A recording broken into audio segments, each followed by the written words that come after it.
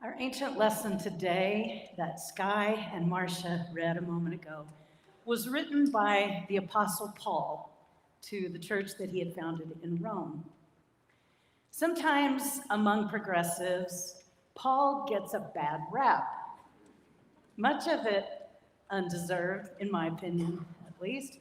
Some of the problematic passages in the Bible that are attributed to Paul were not written by Paul. Paul writes beautifully. In this case, he writes beautifully about what it looks like to live as a person of peace in the world.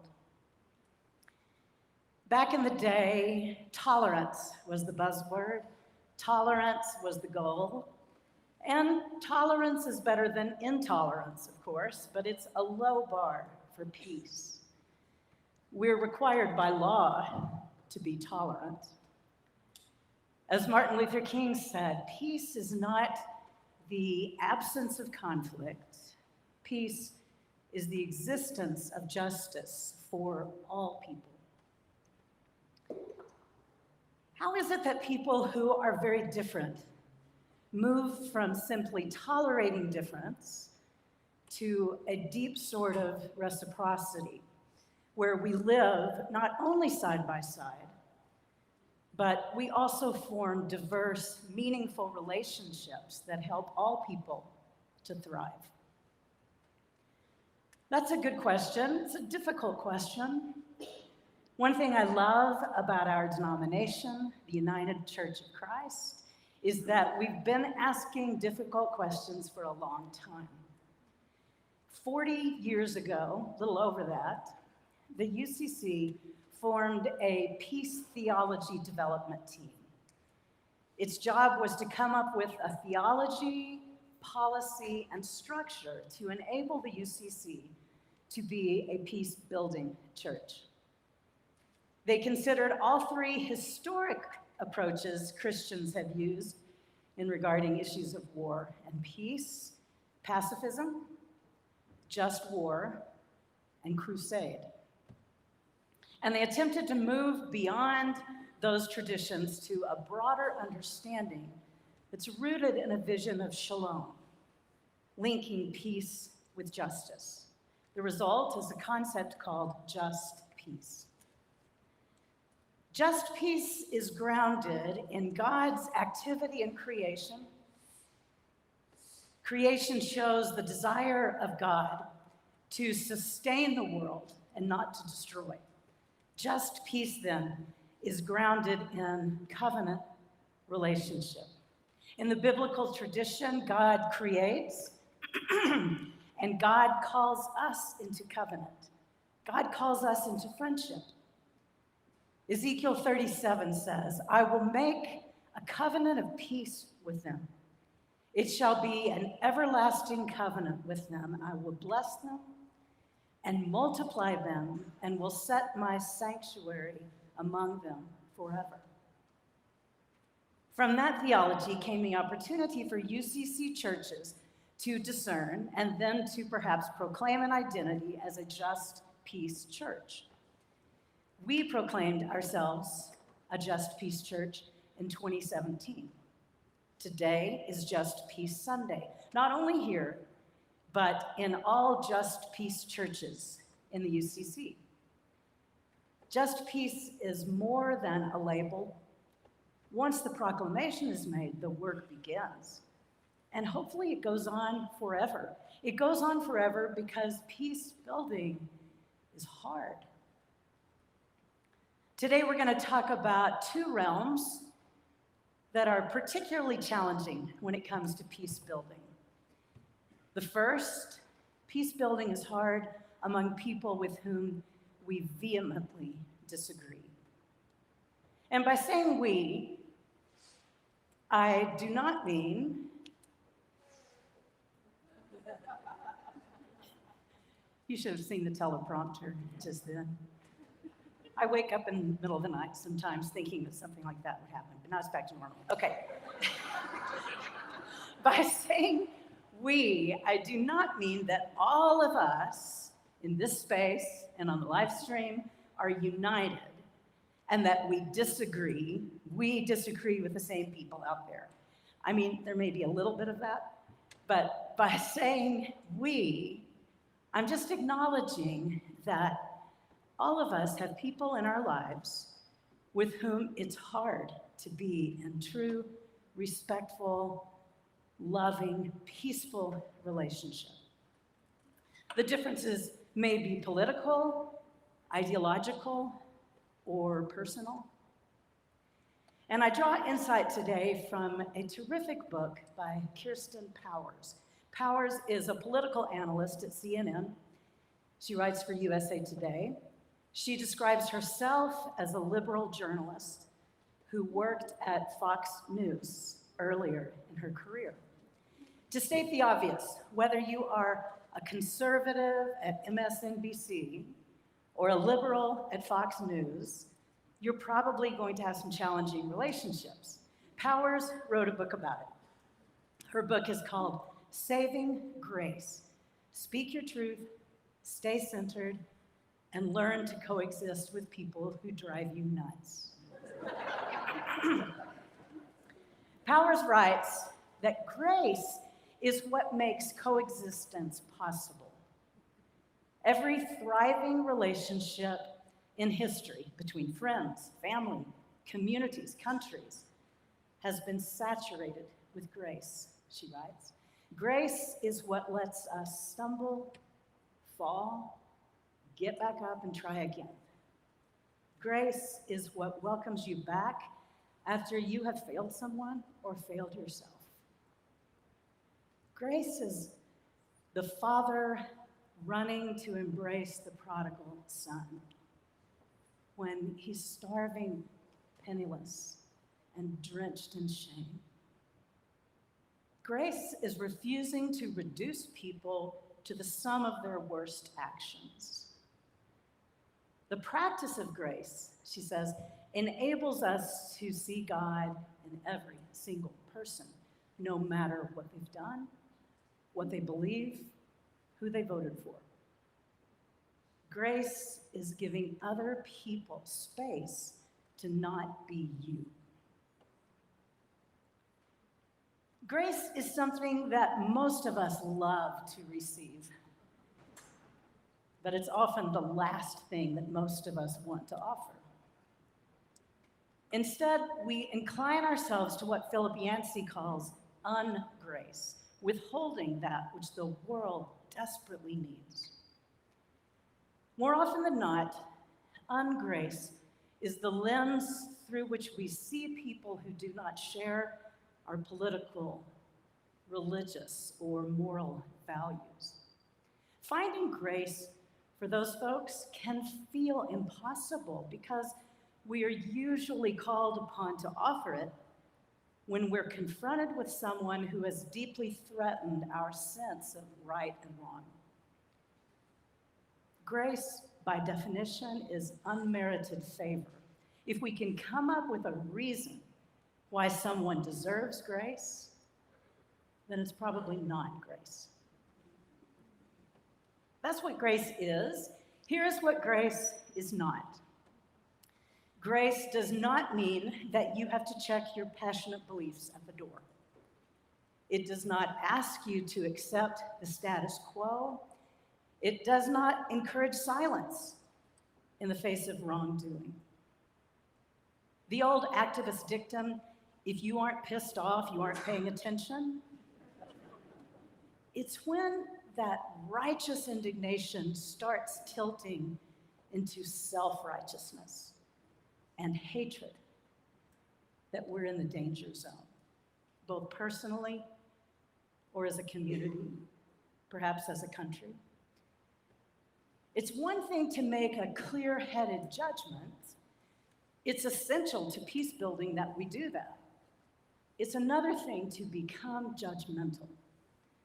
Being judgmental comes with an emotional charge, something like annoyance, annoyance or disgust, revulsion perhaps.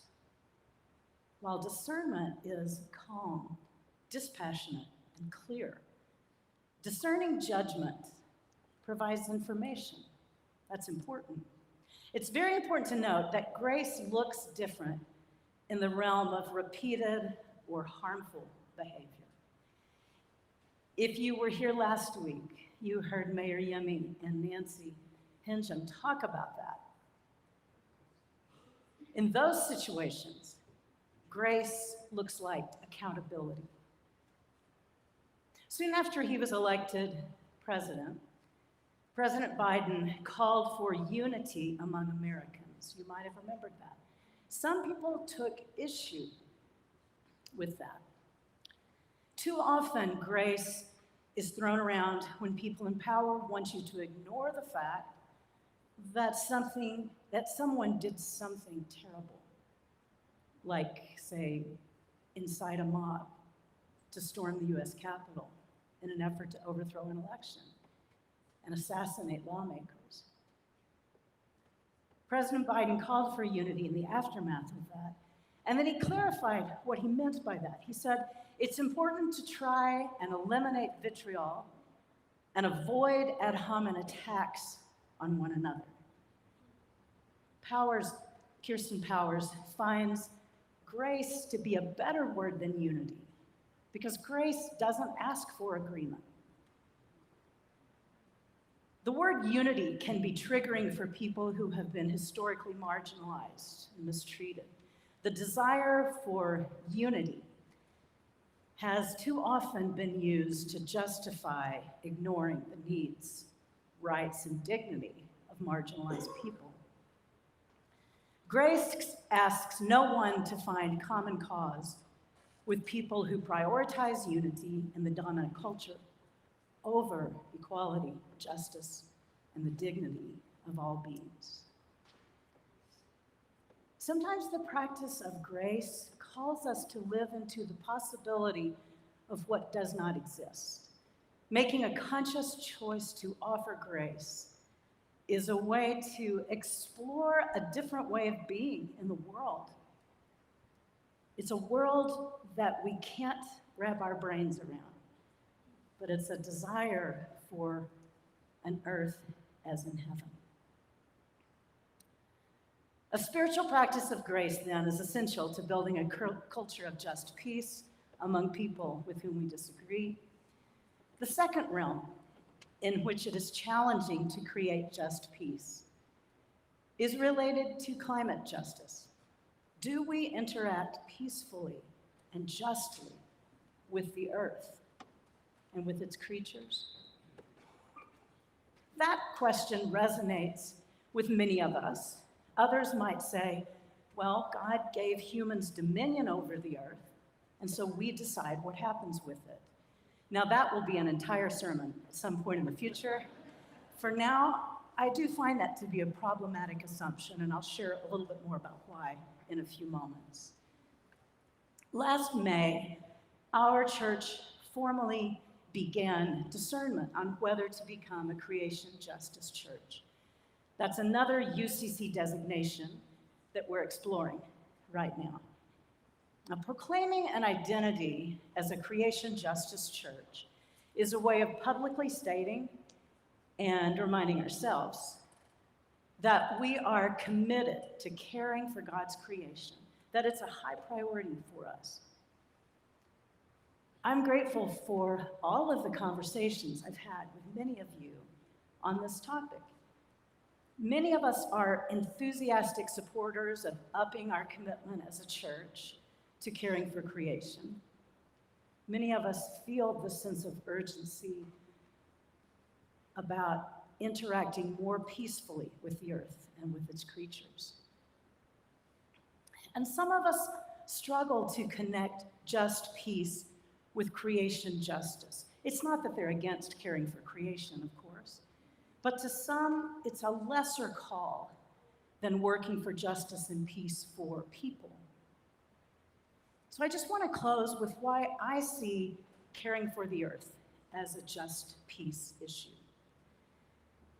Climate justice is rooted in recognizing that climate change is most negatively affecting vulnerable communities who have contributed the least to climate change. Floods in South Asia, drought in East Africa, the dry corridor in Central America, wildfires in Australia, hurricanes, tornadoes, excessive heat, blizzards. Extreme weather disasters affect all countries, rich and poor. But as we face a future with enhanced risks, it's critical to face the reality that those living in poverty are the hardest hit by climate change, despite being the least responsible for the crisis. Climate change is killing people in places like Morocco, and Libya, and Maui. It's forcing people from their homes and increasing hunger. People in poorer countries are at least 4 times more likely to be displaced by extreme weather than are people in richer countries. The climate crisis is making existing inequalities and injustices among people a whole lot worse. The creation justice is more than recycling or composting. I mean, those things are important, but caring for creation is our very first biblical calling. Our formative sacred myth is that God created us and placed us in the garden and gave us the job to till and keep it, to till and keep and care for the earth. The world faces a race against time to reduce emissions and to help the most vulnerable cope with climate changes that are already being faced today and will escalate in years to come.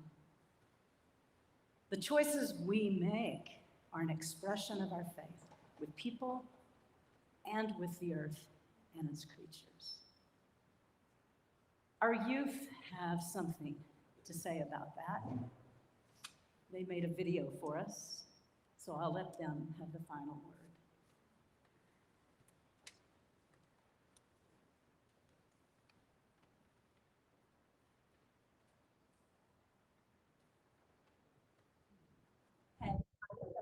Hey, my name is Annalena. We have an opportunity as a congregation to join the wider initiative of the Church of Christ on the state of climate crisis. Climate change is not a threat, but it is impacting us here and now. All of us from the earth and the effects of climate change, from unprecedented heat waves to devastating hurricanes, from melting glaciers and rising prevalence of fire. From local food shortages to contamination of our water, we are feeling a steady rise in global temperatures. This is all happening now, and it will only get worse in the future. The window to act is getting smaller and smaller, but it's not too late. Each of us have a role to play in building a better future by acting now. Our church can be part of the solution. Let us get involved wherever we can, and we can begin by